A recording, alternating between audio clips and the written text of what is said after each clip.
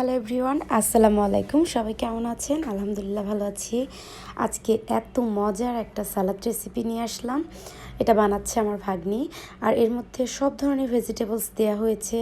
বাঁধাকপি, ফুলকপি, টমেটো, শসা, গাজর সব কিছু মিক্সড করে দিয়েছি। দিলাম ঘরে বানানো মেয়োনিজ। এটা প্রায় 2 টেবিল চামচের মতো দিয়েছি। আর এবারে সামান্য একটু টমেটো সস আর চিলি সস দিয়ে দিচ্ছি।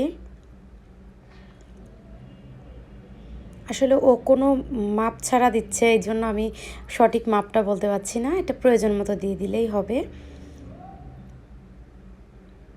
এরপরে দিয়ে দিলাম কিছুটা চিলি ফ্লেক্স। এটা হচ্ছে মাস্টার্ড। একটু লিকুইডটা দিয়ে দিলাম, আর সাথে লবণ আর একটুখানি চিনি দিয়ে খুব সুন্দর করে এটাকে মিক্সড করতে হবে। এই তো তৈরি হয়ে গিয়েছে। এটা করে খেয়ে দেখবেন, আলহামদুলিল্লাহ অনেক ভালো।